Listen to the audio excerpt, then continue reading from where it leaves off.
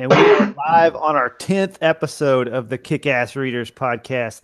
I am RJ Botla, author and podcaster. I'm Tiger Hebert, and we are here with our friend and fellow author, Andy, and I'm not even going to attempt to pronounce your name because I'm going to screw it up. Yeah, so the name is French Canadian. It's pronounced Peloquin, but I don't want to sound like a total douchebag. So I just go with Peloquin. It's so much easier. Awesome. So I've been saying it wrong for the whole time. I'm going to stick with Peloquin, to be honest with you. Not even going to try. The non-douchey version. Yeah, you can even do Pelican, just that sound is not necessary. Whatever is easier. I've had it, mispronounced my entire life. So yeah. Hey, I feel you on that one, brother. Yeah, you got some kind of French name too. What is with the French? I've got a Czech name, so I don't know. It's yeah, my wife's Czech too, so that nice. That answers a lot of questions between the two of you. So things are starting to make sense now. There you go. There you go. Well, Andy, they kind of know about us. Tell us a little bit more about you. All right, so I am a fantasy author. I like to call it dark epic fantasy. So it's big epic stories, but it's really focused on the characters. And unfortunately, I have a tendency to write things dark and violent and grim and gritty. So, but it's good, dark, violent, grim and gritty. I've read it. It's good. Thank you. Thank you. It's I feel like my characters kind of put themselves through the ringer, and I'm just like, okay, how do I get you out of this? So I have two series: the Hero of Darkness series, which follows a half demon assassin with a cursed dagger, which is it's kind of where today's topic comes from, because that's your pretty classic villain right there: the demon, the assassin, and the evil sentient weapon. So that's why I love talking villains. And then my other series is the Queen of Thieves series, and upcoming is one that ties the two together. So I'm super excited for that. Sweet, nice. So I have two questions for you before we get into this. So a couple things you said, you dark epic fantasy, which is kind of a tagline that I use as well. Now, do you consider your work grim dark? I know that's a trendy buzzword that people are using a lot nowadays. Do you claim that? I don't. I used to think I did. I know mine trends more towards epic fantasy dark fantasy, because it uses a lot of the classic horror elements or gothic. Okay. For example, demons. That's a pretty classic dark / horror theme. And then, of course, a lot of the flavors of the story. There are some grimdark elements. Actually, on the Fantasy Fiends podcast a couple months ago, we had Professor Grimdark. He's doing either a master's degree or a doctorate in literature, and he's chosen grimdark as the subject of choice. And so we dissected the 7 elements that make for a grimdark story, and one of them is like world at war, sort of the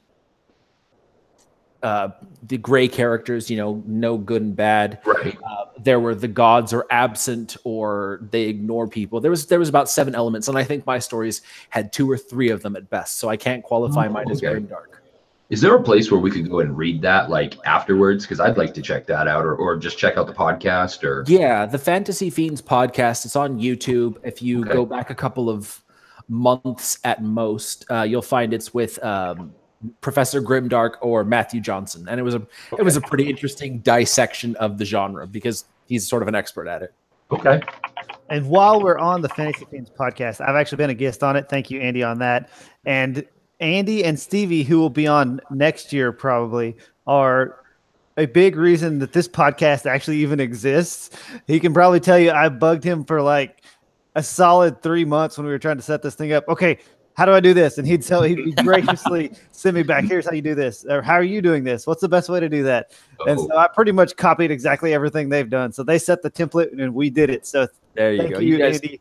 You guys are doing a pretty awesome job at this. So you one-upped us. Well, we I don't know about one-up. We try to copy the masters and do something different, right? That's kind of writing authors in general. That's cool. I have a new podcast to follow, so I'm going to have to get caught up. Yeah, we've got I think we're going to do episode 69 tonight. Literally. Sweet. Oh, we just had Nicholas Eames of Bloody Rose on 2 days ago. That was a fascinating podcast. We basically just spent the entire time grilling him about his book and his writing process and stuff like that. Oh, fun. That's fun stuff, man. Yeah. They're much more diligent than us. They do it every week consistently. I'm like, man, you guys are better than I am. We barely can get one a month. Heck, we had to change this thing 3-4 times just to get this one in. Yeah, with wife, kids, job, sports, we're lucky we do one a month. Oh man. So that's really, again, Andy, thank you and Stevie for all your help. From the bottom of my heart, it's really helped us out. So we can go ahead and go on to the sci-fi fantasy news, and as good polite people, we let our guests go first. We put you on the spot first. Yeah. Well, Stevie does the same thing every week on the podcast. He forgets to tell our guests that he's going to do it, and then kind of just dumps him in it. So and with Stevie, I've learned you just got to improvise all the time. So quick improvisation. Yesterday, I just found out that Marvel was doing a Loki TV show and then potentially a Scarlet Witch TV show. Both characters that are awesome. And of course, the actors who portray them, Tom Hiddleston and Elizabeth Olsen, they're awesome. And so I was so stoked to hear that. And that was right on the heels of the Captain Marvel trailer, which I loved. Yes. So yeah, for a fellow Marvel fan like you, Tiger, this is just amazing news. That is awesome. So the key is that the actors are actually going to play. Yeah. Oh, that's great. Loki's my favorite. It's part of this new, like DC's got the exclusive platform that's doing the Teen Titans and all of those ones. And so Marvel, I think, is firing back as part of its Disney exclusive platform and is doing things like that. But because, the Marvel characters are so much better than the DC cinematic universe characters, they're the ones that I'm really I was fixing to say, wait a minute. No. Okay, so I'm firmly of the opinion that Marvel beats DC at movies, but DC beats Marvel at TV every time. Yeah, I agree 100%. Yeah, I can't argue with that. Can't argue. Favorite superhero overall? Supergirl and the Flash, those are my two favorites. And Legends of Tomorrow, because you can't not love how ridiculous they take it. Nice. Yeah. But although I will have to say that Daredevil, the first season, was probably the best crafted season of superhero TV of anything. Ooh, nice. Okay. What about you, Ryan? I've seen you wear the Flash outfit. I mean, at Realm Makers, you wear the Flash. I wear the Flash. I wear. I've almost always said Batman before, or Batman or Spider-Man. But after the Flash series, that's really grown on me. So if you made me pick right now, I would say the Flash. Okay. My favorite, mostly because of the series. He's got an awesome power set anyway. Yeah. But right now, he's my favorite. Originally, it would have been Spider-Man and Batman. Spider-Man from the comics, Batman from Batman, the animated series, and the Justice League animated ones. Okay. Just because I loved his smart-ass attitude on everything. So I'm going to say the Flash. Convoluted answer, but the Flash. And then you're missing the greatest superhero of all time, Deadpool. Oh. I love the fourth wall breaks in those. I actually do that a little bit in my books. I try to, and most of the time my editor says you can't do that. You're not Deadpool. Yeah. I know you want to do it, but you can't do it. Yeah. You have to be like so far out there to pull that off. Like Deadpool is just he's already out anyways. He's just out there. So he can do whatever the hell he wants. Exactly. And that's what makes him such an awesome character, is that you never know how ridiculous they're going to make it. Yeah. Like he's literally swallowed massive explosives and jumped into a monster's mouth just to kill the thing, or just the ridiculous stuff that he does. And so the unpredictability of him is just what makes him so entertaining. It's good writing. Yeah, exactly. Well, Tiger, what do you got to share? So for news, as pretty much everybody in the world knows, basically North Carolina had Hurricane Florence come through just this past week, and I'm in North Carolina. Fortunately, I'm in the Greensboro area, so I'm a couple hours inland from the shore. I'm fortunate enough that we didn't really have any impact here. A lot of heavy rain, but the state is still being heavily impacted. I just kind of want to give a little update on that. The estimated damages they're reporting right now are exceeding $20 billion in the state so far. And at this point, even though the storm has probably been generally considered being gone now at this point for 4 days or so. I think we still have, when I checked earlier today, over 100,000 people without power still.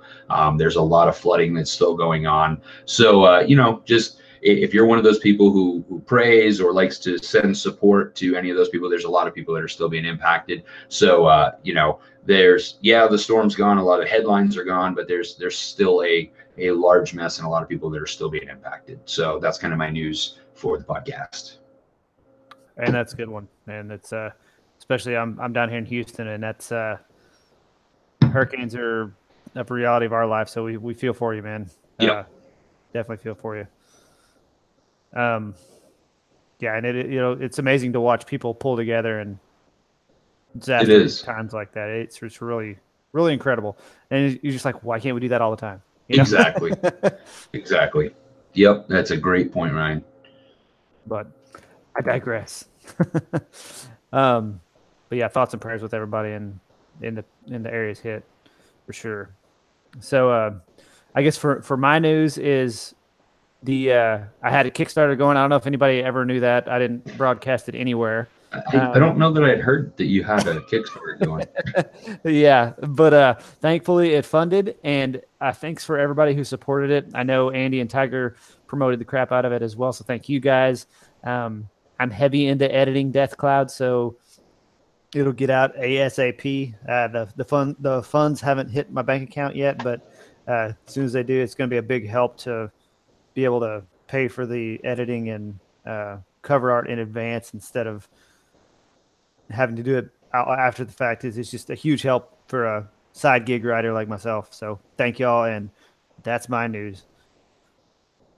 And congrats too. Congrats. Thanks. I've said this before. I had a chance to beta read Death Cloud. It's a lot of fun. So, Andy, I don't know if you had a chance to read it yet or not, but he had the chance, but he passed. I'm telling you, I have read so little this year. Right now, I'm not scrambling. I'm hauling ass to write 5 books by January. Oof. Yeah. Holy cow, man. I just sent book 1 off to the editor today, literally like 2 hours before the podcast. Sent book 2 to the beta readers on Friday afternoon, and I'm starting work on book 3 tomorrow. So if all goes well, I will have the rough draft of book 5 done before Christmas or before the turn of the new year, and then I'll be able to make my release schedule. I can't even fathom that amount of projects going on in those deadlines. That's awesome. Well,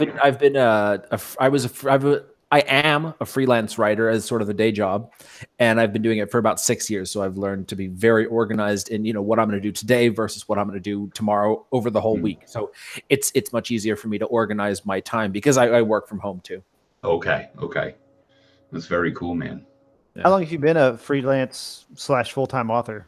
Okay, so I have worked from home for about 6 years. I really only started writing novels 4 years ago, maybe 5 years now. But I'm not a full-time author. I am full-time working from home because of the copywriting gig, but it's only been about the last year, since early 2018, that I've been able to dial back a lot of the copywriting stuff because of ghostwriting projects I was doing, and then because my own books were doing much better now. So I still kind of, mix some copywriting in. I like writing the blog posts, product reviews or fitness stuff, and it sort of gives me a break from all of the, the fiction and the creativity, which can be quite exhausting. Whereas the basic copywriting is much more, cut and dry. Okay, that's good. Yeah, different type of creativity, right? Yeah, definitely. Awesome, man. Well, congrats on that. I'm envious on the working from home gig and the writing full-time gig, even if it's dual writing career. Yeah. At least it's something you actually care about, Yeah, exactly. It does have its drawbacks. Like, it's hard to make that switch from copywriting to novel writing. So I have to get up. I have to, go for a workout or go for a run or do something. I can't just work through the day. It's harder to make that switch. And then, of course, the working from home has the drawbacks of, there's no benefits, and you got to handle all your own taxes, and your tax rate's higher. It's got its drawbacks and its perks. So okay, that's cool. Awesome. You're right. That's just like anything. There's always drawbacks. Yeah, Of course. So some of the comments from favorite superheroes are Daredevil. Somebody said, I love Daredevil. I actually got distracted by the podcast this time and failed to watch the chat. Usually it's vice versa. That is definitely a first. So they love the Daredevil, Batman, Superman. And those were the ones I got so far. Nice. But yeah. So good mix.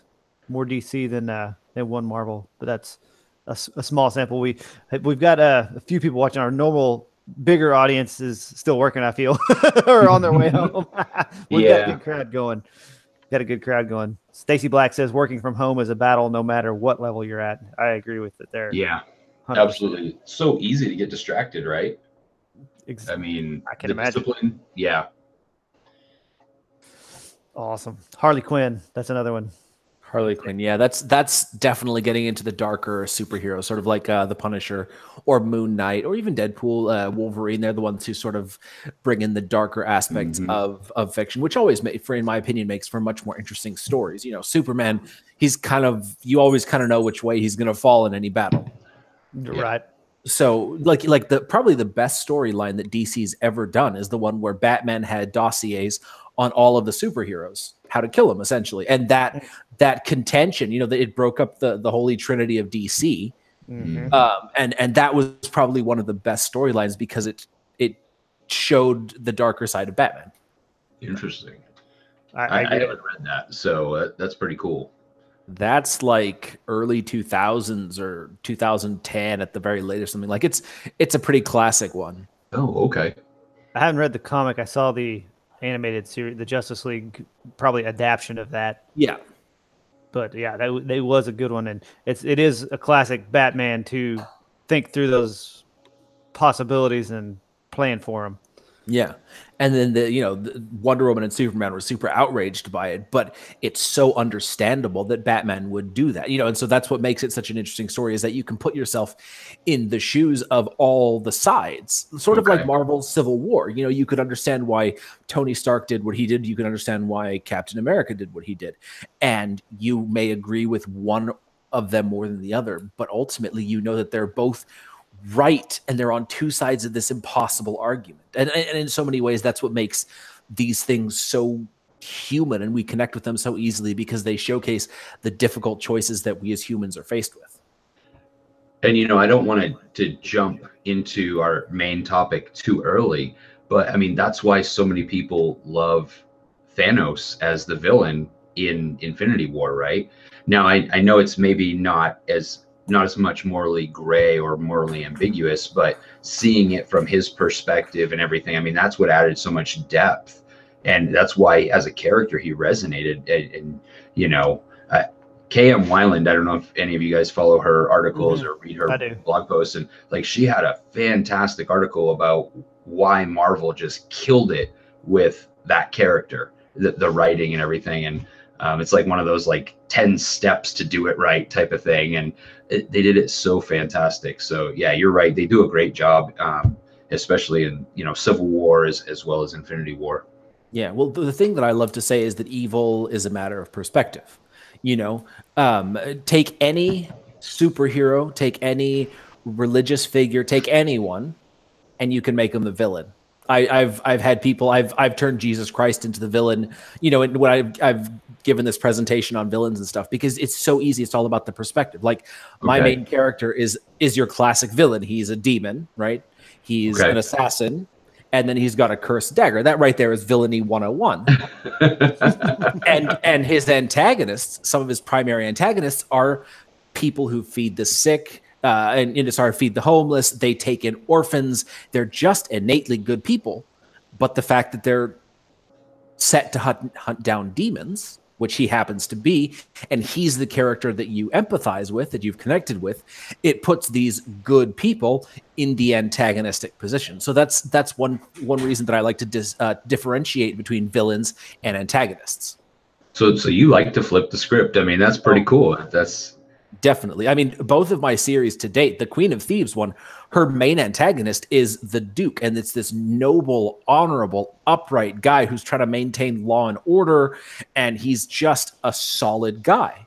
But because he's the bad guy, because she's a thief and he's law and order, you know, you've got to do things to sort of tweak it to give the reader a little bit of, you know, you empathize with her and you don't like him for these reasons. But if you step back from the perspective of the character and you look at this guy through a normal lens, you know, he's like a Supreme Court justice, essentially. He's the top cop. He's unbribable, uncorruptible, protecting his brother, the king. You know, like he is solid. He would be the protagonist of any novel. But because of the shift in perspective, because I've made the reader fall in love with this thief girl, he's the bad guy. It's very plain.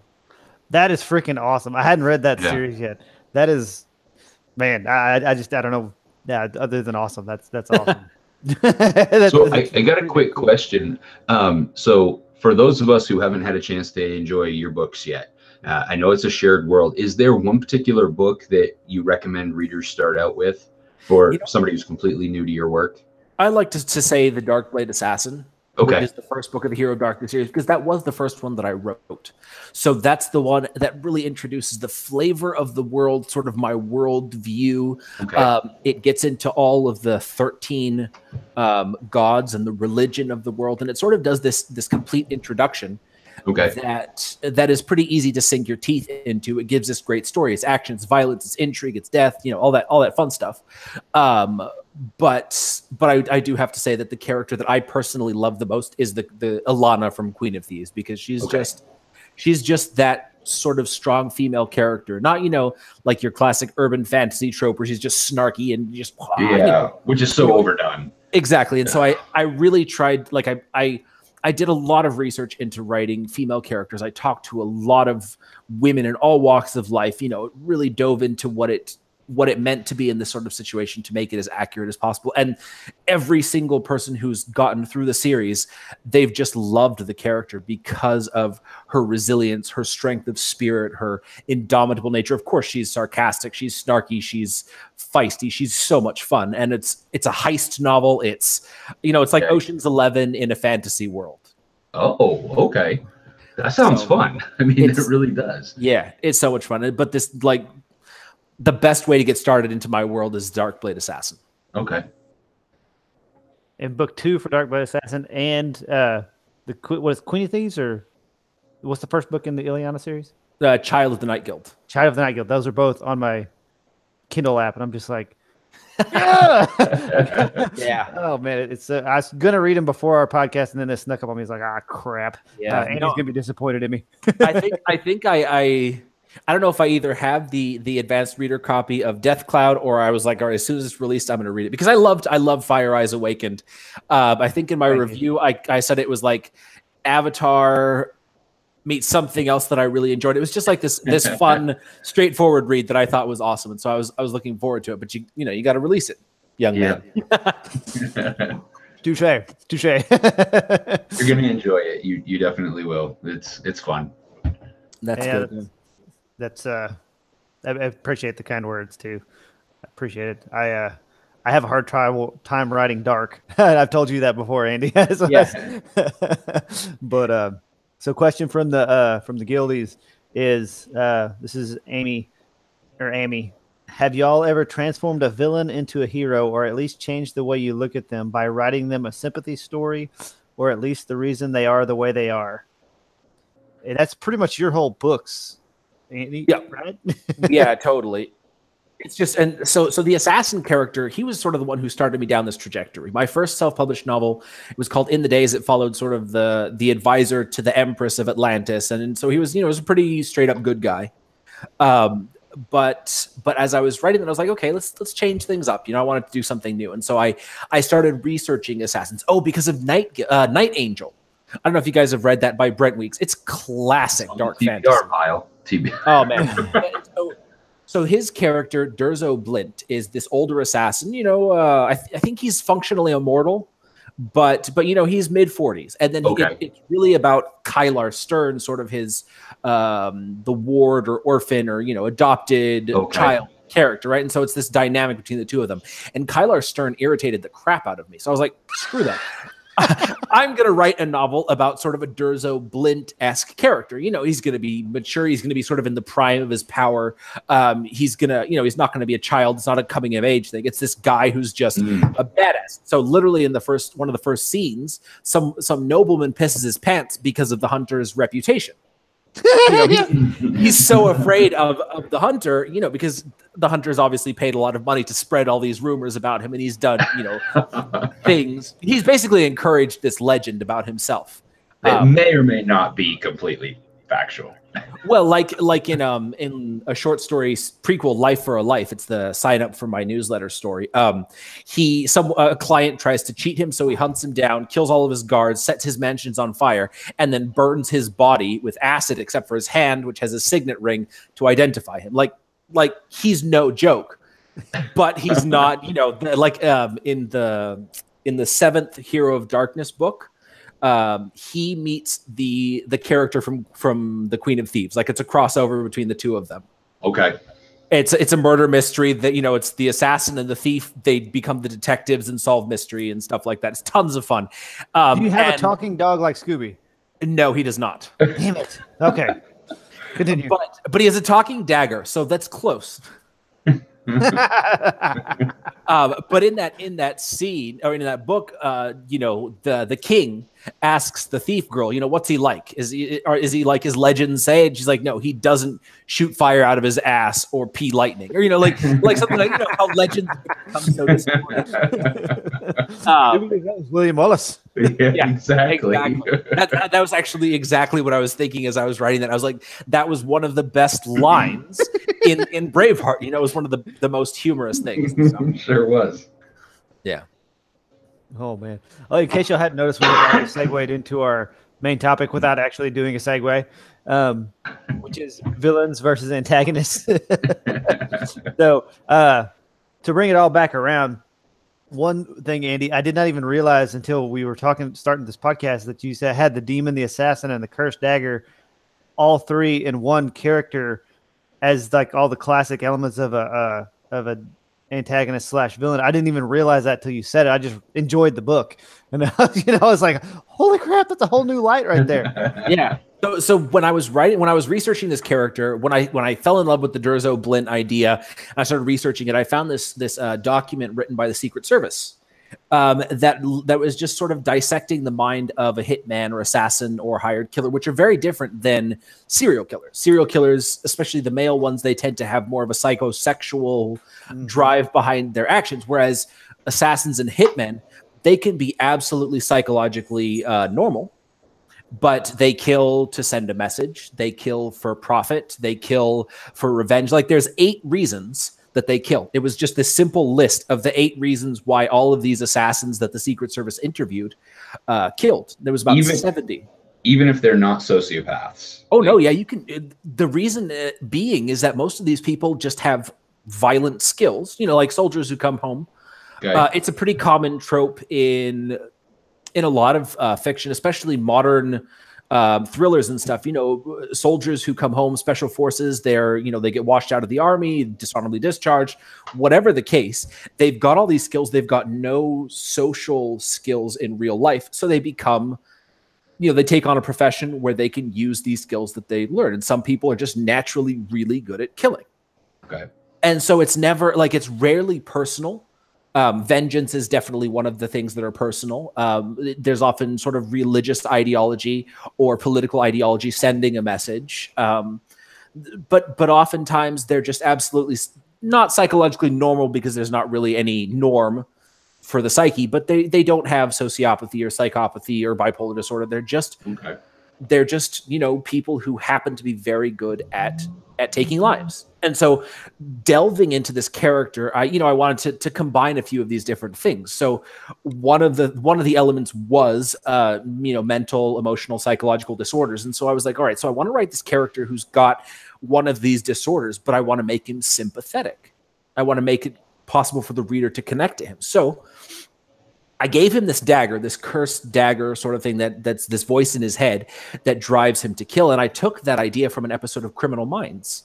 where the villain of the week, he hears his father's voice in his head, and his father only shuts up once he kills someone. Okay. And so that's the concept, is that the hunter is driven by this voice in his head that demands blood and death. And so when he kills someone with that dagger, the dagger shuts up. It gives him peace. But then it's sort of like this, not addiction, but it's like he's come to rely on its presence so much because, assassins tend to be outcasts and loners and stuff like that. So it's sort of this strange dichotomy. Yeah, it's this codependent. He hates it, but at the same time, without it, he doesn't really know who he is, or he's almost lonely. So and of course he does it for profit because he's amazing at it. But it sort of blends these characteristics into this person that ultimately, like within the first chapter, he drops 4 bodies just right off, just to set up that he's a badass, because that's what I love, and that's what I'm sure readers want. Sure, but then he is a badass. That's not beater on the bush. Then by chapter 2, he goes into his home, which is an empty warehouse, and it's surrounded, like, he lives inside this huge warehouse, and he has this little tiny apartment in the middle, but around it is beggars, lepers, outcasts, people like, the fringes of society. He's invited into his home as camouflage. But then there's these moments of interaction with them where he says, he sees this old woman who's clearly dying of some disease. And she's like, how are you feeling? He'll bring her blankets later. Or a kid who has epidermolysis bullosa, which is a disorder where basically the body is burning from the inside out. And so like, it's a terrible one. A friend of a friend's son has that. And so it inspired this. And so he sees this little kid and, he brings bandages for the kids, just like these small little acts, but it shows the human element of him. And then later you're introduced to a little girl that he saved from dying. And so through these small bits and pieces, you come to see that this classic villain type is human, and then he's someone that you can relate to, and then ultimately you empathize with him. And then when he goes up in arms against the bad guys, you are just thrilled to see him kill all these bad guys, because the bad guys are badder than he is, essentially. Yeah. So I have a question. Do you consider, what's the name of your character again? The Hunter.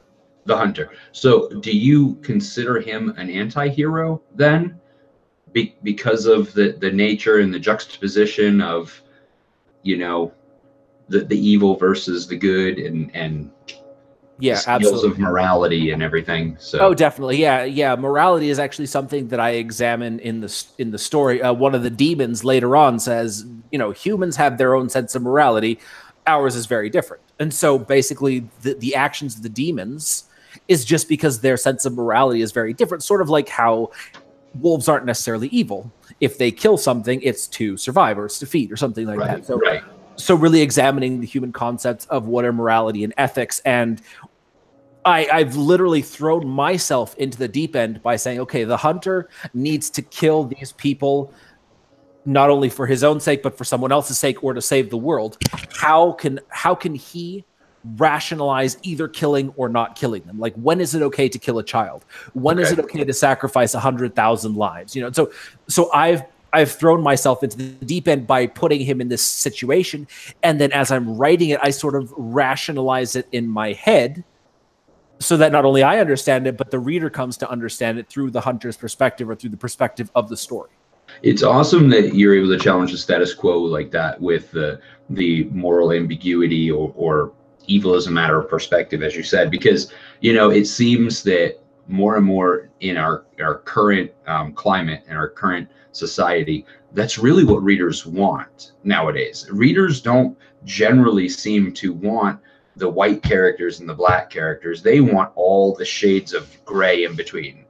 Not the 50 shades of gray, but all the other shades of gray. So shades of moral gray. Yeah, exactly. So, it sounds like that's really your wheelhouse. So I'm sure readers, once they get into your books, I'm sure they're hooked. That's the hope. It seems like it's working, Andy. I've got book 7 up for pre-order, and that's the end of the series so far. But then ultimately, I think I will write more in the series, because book 6 was where the story arc ended originally. But in book 6, it shatters the worldview, like sort of the norms, the myths, the legends, the religion, all of that. The discoveries in book 6 just shatters everything. So I really want to continue to examine that, because it will get into things like, what happens when faith is confronted by fact, or what happens when, say, a Catholic church, an order as established as the Catholic Church, all of a sudden finds out that it's a lie. Or, what happens when people who have built their culture, like the culture revolves around these gods. The bank is a priesthood. The healers are another priesthood. The soldiers of the world are serving a god. So like everything is built around around this religion, and then finding out that certain elements of it aren't what they believed, or maybe a total lie. Right. And so it really gets into how it starts, how this belief spreads from one person, the hunter who finds these things out, to two people, the person he tells, and then it gets bigger and bigger and bigger, and then maybe it sparks a holy war or a crusade, or one god's followers aren't willing to lose their grip on power, so it's just such this big story that now that I've come to realize it, I do want to unpack it. Well, I mean, you've set yourself up for many, many different story arcs that could come from that. I mean, there's so many possibilities. Yeah. And some of the stuff that you mentioned is kind of some stuff that, for my book series, and I'll be brief because I don't want to talk about my stuff, but I have a 5 to 6 book series. And then after that, there's some ideas I'm toying with that are kind of, as things start to unravel, everything that they thought they knew falls apart, and it just creates so many possibilities for like a whole future series after that. So that's cool. It'd be interesting to see what you do with that. Yeah, it's gonna be starting next year for sure. I'm gonna basically, once I finish this 5-book series that I'm working on, it's called The Heirs of Destiny.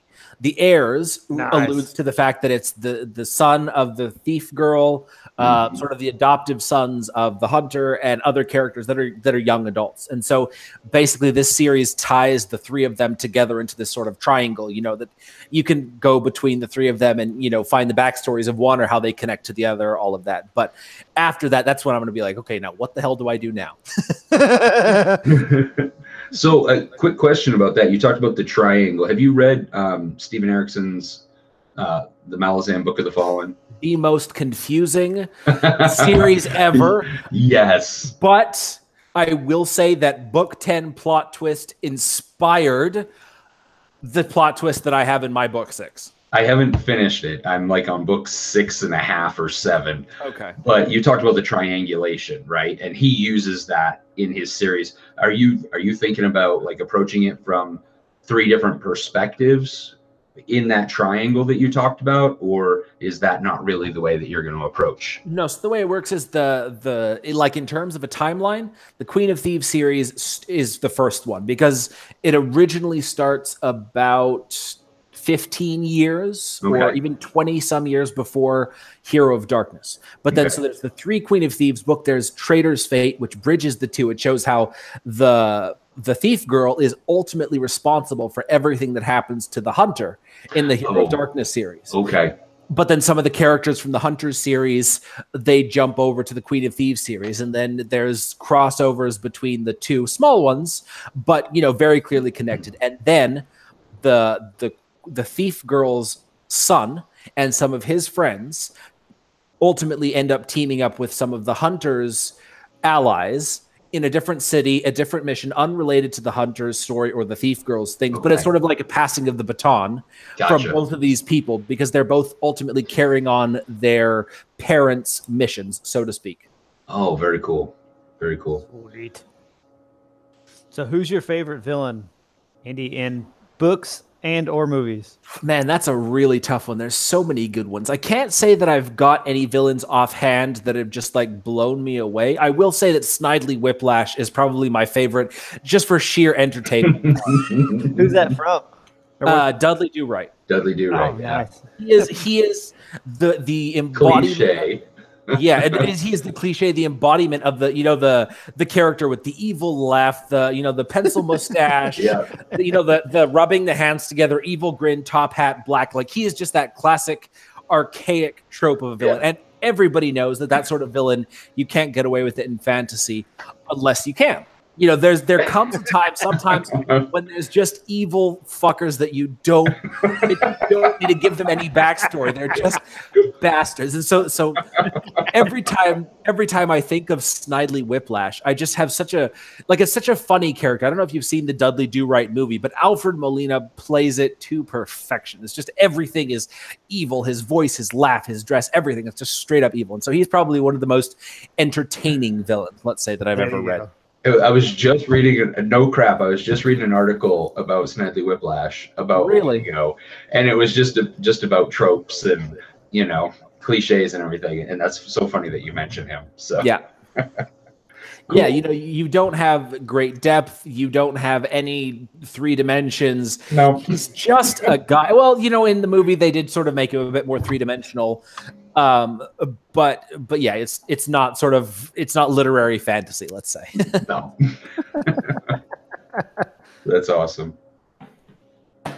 But over on my blog, andypeloquin.com, I have what I call the ultimate guide to villains and antagonists. And it's basically this big long list of, I'm not going to say all because there's so many types of villains, but I think it's about 30 to 40, between 30 and 50 villain archetypes, like people who are straight up evil. The difference between villains and antagonists is that villains are a character whose evil actions or motives are important to the plot. Basically, they have evil motives or do evil things, right? Things that are that our system of morality defines as evils. Antagonists are people who oppose actively or is hostile to someone or something. They're basically an adversary. So one of my favorite antagonist types is gravity. You're a thief, right? Right? There is no evil in gravity. It just is time, space, wind, snow. I mean, look at Lord of the Rings. Lord of the Rings, they had to go under through the mines of Moria because of that snow, right? Summoned by Saruman, but no one cares. It's the snow that's ultimately the antagonist. And so that's an antagonist. Exactly. That's an antagonist, or something like an authority figure. It's just simply someone who opposes free will. When you were a teenager, you wanted to go out to a party. Your dad said no. He was your antagonist because he opposed something that you wanted. And so that's sort of what I like to showcase through my stories, is that anybody can be an antagonist, not necessarily a villain. Even the most heroic people can be an antagonist. Like let's take your classic paladin, right? Yep. He's honorable, he's righteous, he's religious, he's good in every way. But if he's too good, if he's too religious, if he's too strict, all of a sudden he can take things too far and become too violent, or he can become too fanatical and not be willing to see another perspective. And because you've framed your character one way, the guy opposes it, and no matter how good he is, he ends up being the antagonist. And so actually in Darkblade Outcast, the second book in the series, literally one of the main antagonists is this knight. She's super upbeat. She's super cheerful. She's, she prays. She's friendly. She invites the stranger to travel with them. Like, she's such a good person. But it turns out that she's a demon hunter. And so because of her religion, because of her belief system, because of her calling, she ends up being the antagonist. And so anybody could be an antagonist, no matter who you are. Now, with that being said, go ahead, Tucker. Go ahead, Ryan. I was gonna say, you can even do that within a scene, right? Like even your, just like in what's this stupid movie, Harry Potter. Like Harry, Ron or Hermione can be Harry's antagonist for a scene because they don't want him to go do X or Y, even though they're his best friends. And that I think you hit the key, is the difference between evil intent is the difference between a villain and versus in the way is the antagonist. Yeah, exactly. And so you can have so many different types. I mean, another common one that we're all familiar with is like a bureaucracy or an organization. Yeah. When was the last time you had a great time talking to the IRS? Never. Every or time. The DMV. Right. DMV, right? Who's had a good experience at the DMV? Very few of us. The DMV may have wonderful people who are very nice, But when it just so happens that they have something you need and they're making it difficult, or the rules and regulations make it difficult, they are opposing what you're trying to do, which is walk out of there with a license or pay your taxes. Right. And all of a sudden they become the antagonist. And so there's so many different ways to play with that perspective. My list on my website has just this big long list of the classic antagonist types, but then you can mix them. You can switch them up, change things into your story however you want. And it really makes for a more interesting story than just I'm good, he's evil. And I'll agree with you there, Andy. Two things. One, the difference between villain and antagonist, and your blog posts are both on my outline of stuff to talk about. Okay. So good call, or good job. Perfect. Thank you. And number two, if you haven't read his blog post and you are curious about villains at all, I agree. I don't know that you can ever fully go into the full depth of it as far as different types, but he does a damn good job of getting close. And it's a really interesting blog series. Like, I actually have it. I can go to my favorites and find the bookmark for it. So when I need a new villain next time I'm doing one, I'm like, okay, here, what are we going to do today? That's awesome. Thank you.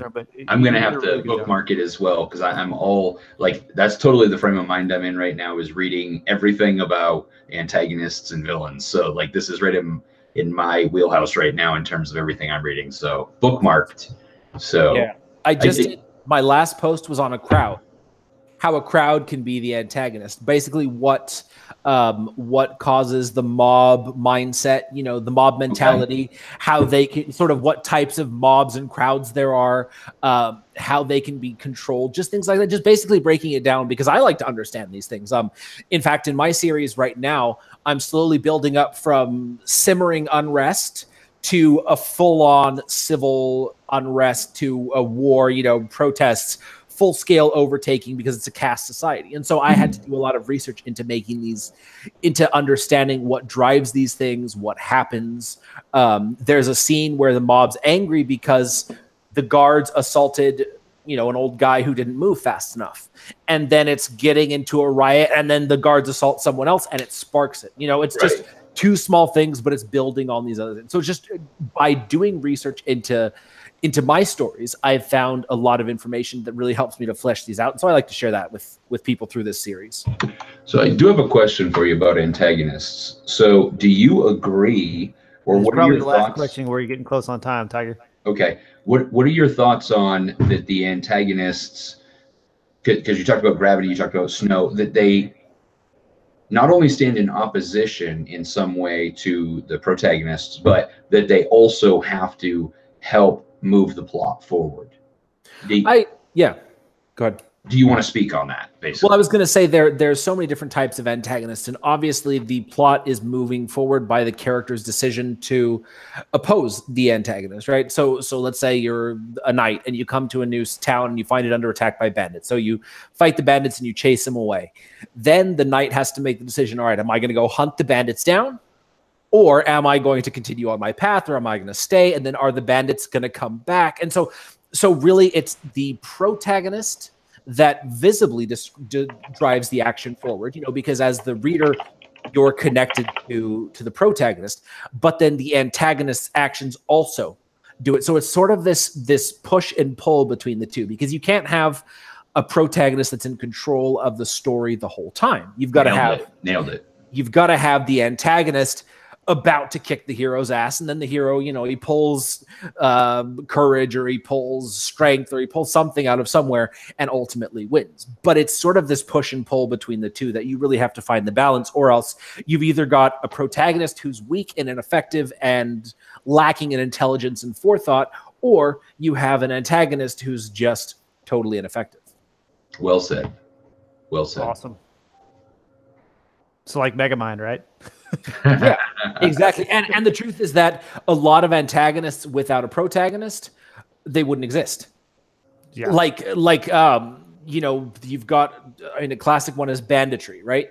The bandits only come back to raise the village to the ground because the hero killed the bandit's brother. Or, you see this a lot in like terrorism movies, right?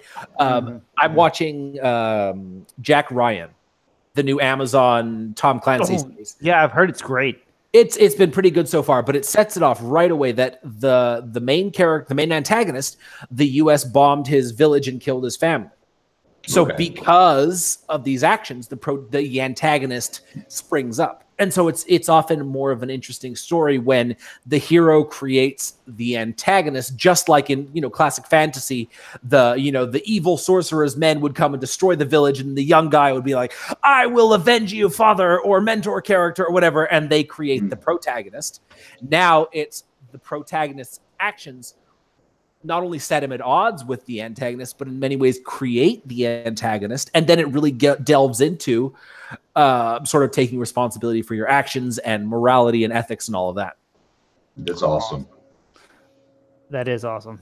Okay, we're going to have to shut down the main topic. Okay. I love if you liked any of that you just heard, that is the Fantasy Fiends podcast mixed in with Stevie's smart out comments in there.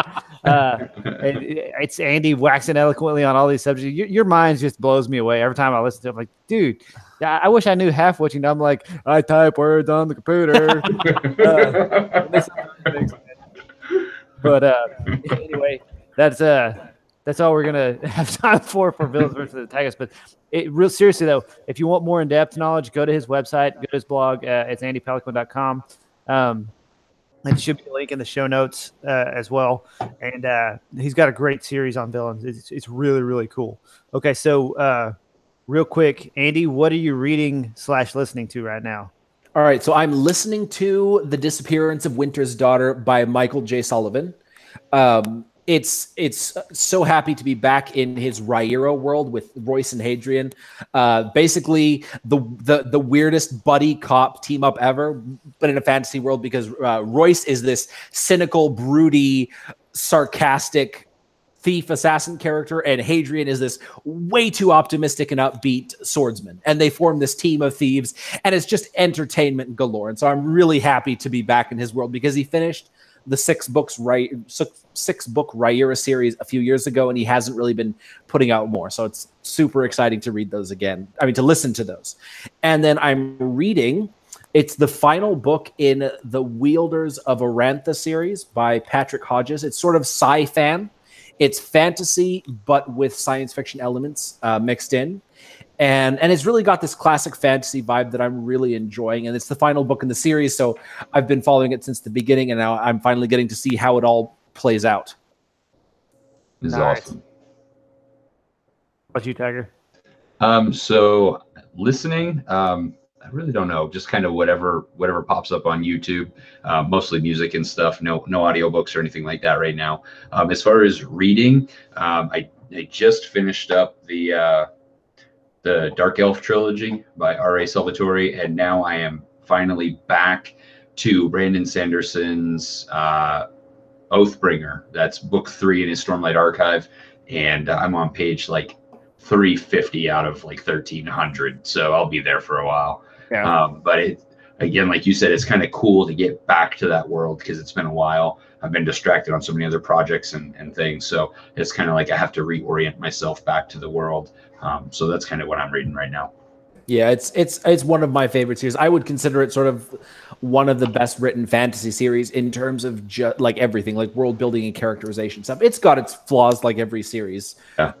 But it's just such a well crafted story that I'm so looking forward to the next one in, I don't know, 2020, 2021 or something like that. You nailed it. I mean, it has warts here and there, but I mean, just the scope, the sheer scope of it is exactly so impressive.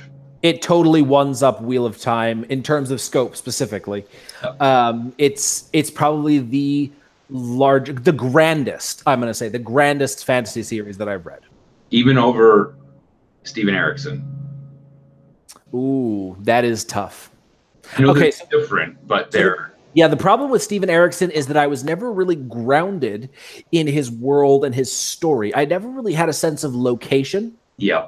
There was the one city, I don't even remember the name of the city, where the first, I think, Gardens of the Moon took place. Yeah. But that was it. I never got a sense of location. Whereas if you tell me, the Alethi capital from Words of Radiance or Oathbringer or the Shattered Plains, immediately those images spring to mind. Exactly. You know it by like the back of your hand. Yeah, good point. And so much of the Erikson series, Like I think in one of the later ones, Animander Rake literally goes into his sword. And how do you put that into perspective, or the world of the gods or the world of the dead? And so like it's too high concept to really feel grounded to. So it's an amazing story in terms of just creativity, and it's just such an amazing concept, but it's harder to feel grounded in it. Well, and it's hard just to remember because there's so damn much. There's hundreds of characters. There's thousands of years. There's, hundreds of cities. So it's you need a Wikipedia just to keep track while you're reading it. And even then, a Wikipedia is not enough. Yeah. Nice. Sorry, squirrel. Tangent. Took most of an episode for a tangent. Actually, that whole episode was tangent after tangent. It was guided tangents. There you go. It's that sort of controlled chaos is as good as it gets. I agree 100%. 100%. We learned from the masters. Oh shoot! So I've been reading the Wearing the Cape series by Marion G. Harmon. If you like superhero books, I cannot get enough. I'm actually rereading it because book 7 came out and I read it. I was like, oh crap, I forgot what happened, so I had to go back and read it. And I'm just blowing through them because the main character, it's a really great take on superheroes, on how they would probably actually happen in real life. It's got a super backstory. I mean, looking back now, I'm getting all combobulated here. It's probably one of my third favorite series right now of all time. The Dresden Files, the Sword of Shannara series, and then this one. I'm going to say is probably, as far as series go, that's going to be in that order. That's how good I think it is. And he's an indie author. Very cool. So phenomenal. I can't get enough of them. Very well written and very realistic too. So it's pretty cool. And the superheroes aren't overpowered, even if they're super powerful. That you can actually kill them. It's pretty cool. Oh, neat. Yeah. So I highly recommend that. So we like to also do what are we thankful for, to bring our faith into it at the end of the episode. So, Andy, what are you thankful for? I'm thankful that my move. I just moved to Canada in May. Congrats. And so far that's been going, fairly well. Got a house, got a car, got my family here, got the kids enrolled in school. Everything's trucking along nicely. No massive upheavals or drastic changes. I've managed to assimilate into the Canadian culture fairly well. I still don't say A, and I refuse to say A. But you either gotta be native or don't, Yeah. But considering that I am Canadian and I've never lived in Canada, it's an interesting experience that I'm excited about. What part of Canada? British Columbia. Okay, very cool. Go ahead, Tiger. You can do yours too. So for me, and maybe I've even said this before in the past, or maybe any of us have, but I'm just going to say that I'm thankful for technology and even the evil empires like Amazon and such that are out there, because every now and then I get caught thinking about this journey that we're on as writers. We were once aspiring writers, and now we're trying to build this legacy of writing and these future careers. And how difficult would that have been for all of us 30 years ago when we all had to go through the gatekeepers of traditional publishing? And we know if you've studied any of the great authors that went through dozens and dozens, some people even 100 rejection letters through traditional publishing before they finally got their big break. And some of these people are, they're major New York Times bestsellers that have sold millions and millions of copies of many, many books. So I'm thankful that we don't have to wade through that anymore unless we choose to. And then we can continue to, follow our passions and build a career and whatever it is we choose to do with it. So just thankful that technology has, given us that opportunity that, we wouldn't have had 30 years ago. Amen to that. I agree. Man, I should have been thinking instead of typing on what I was going to say. I'm going to say sports because it gives us right now a way to compete physically without actually having to go to war and fight that way. It'd been whatever sport you want to pick. I mean, chess can be a sport. Whatever, any kind of competition that challenges your mind and body to better your opponent, and you can still come out and shake hands and try again. I like that aspect of it versus, well, and now you're dead, so sorry. Yeah. But so I'm gonna say sports in general. Very cool. So Awesome. when I was on vacation in Belize about a month ago, we got to explore some Mayan ruins. And one thing that we learned, our tour guide is actually like a descendant of the Mayans, and he said that when they would have wars among the different cities, instead of having a war, they would play this. They called it the ball game. I don't know what the name would be for it. So they would come and they would get on the court and be one player versus another player from the opposing tribe or nation, and that's how they would settle their disputes. They wouldn't actually go to war. They would settle it over this ball game where they hit these rubber balls with their knees and their elbows. Now here's the crazy thing. So they would determine the fate of whatever based on the outcome of this game. But here's the crazy thing. Based on their religion, the winner would then be sacrificed. It's called in Mexico. It's called ulama. Ulama. Okay. Yeah. So it's crazy. Now they think getting sacrifices being promoted, so it's a good thing, I guess. But anyways, I thought that was really fascinating. So That is awesome. And we are barely over, so good job, guys. Andy, where can everybody find you online? Thanks for coming on, by the way. It's super a lot of fun, man. Thank you so much for having me. Basically, just Google my name, Andy Peloquin, with the accent and everything. No, Peloquin, Peloquin. Just Google that, and you'll find me on Twitter, which I don't really use, Facebook, my website, and Amazon. So much douchebaggery. Yeah. Oh, man. Well, Andy, thanks for coming on again. We greatly appreciate it. We'll have to have you on again. Maybe make it an annual thing or something. We'll have to figure it out. Hell yeah. Maybe like a Halloween something. We're going to talk villains every time. Yeah, that'd be fun. Okay. Next Halloween, I'll wear my assassin costume. Ooh, okay. Maybe we should book this now. Yeah. Awesome. Well, everybody that's watching on the YouTubes, thanks for joining us live. Thanks for all your comments and questions, as always. If you're listening on the podcast, thanks for joining us. Be sure to rate it or write a review on Amazon or Apple Podcast app. Not Amazon. Whatever podcast you're listening to, Apple Podcast app or on iTunes. Really helps all the rankings and all that jazz. Andy knows all about that too. And don't forget to share it with your friends or anybody who you think would be interested. So this is me, RJ Botla, signing off.